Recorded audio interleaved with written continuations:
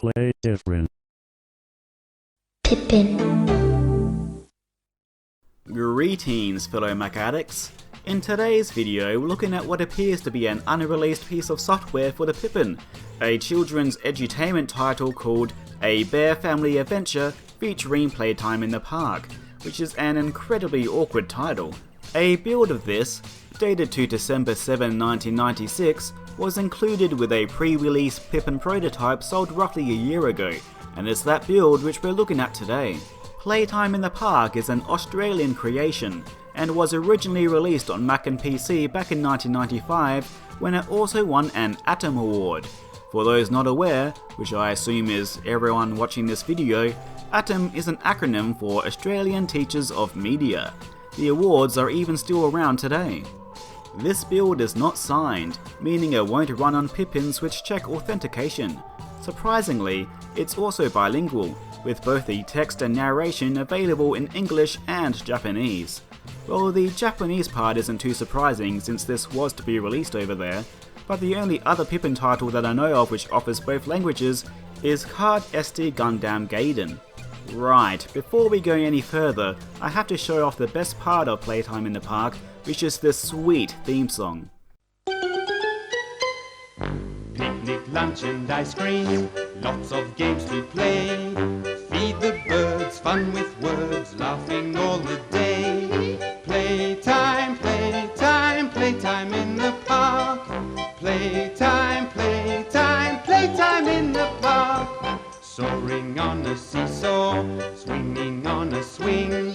Spin the bear in the air, flowers in the spring. Playtime, playtime, playtime in the park. Playtime, playtime, playtime in the park. There is even a variation which plays when you quit. I love outro songs. I'll upload the full versions of both tracks to the channel so you can enjoy them whenever your heart's desire. Anyway, Playtime in the Park is a collection of activities. First there is painting, which allows kids to colour in 10 different bear and picnic related scenes.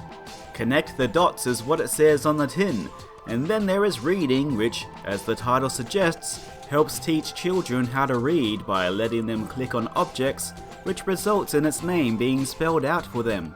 Puzzle solving has some simple games such as memory and mazes to solve.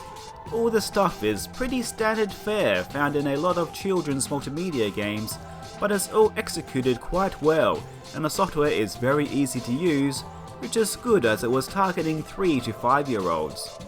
But the main attraction, at least in my opinion, is Story in the Park, which is a short story comprising of 6 scenes all about the exciting things you can do at the park. This activity is in the same vein of the Living Books series, in that each scene is filled with interactive objects that can be clicked on, which will then play a little amusing animation and or sound. It's not quite up there with the best of the genre, but even as an adult I found this segment to be quite charming. It's just nice to explore a silly world where silly things happen when you interact with the environment. I managed to find a contemporary review, which I have linked below, where the writer says that this software was a hit with their 4-year-old daughter, especially the storybook section, so clearly the target demographic enjoyed this. That said, I feel it doesn't hold a candle to classic examples of children's multimedia. It lacks the imagination of those titles, and also the art is much less detailed. It's okay, but not great. So the Pippin didn't miss out on anything by this not being released, and it certainly wouldn't have saved the console.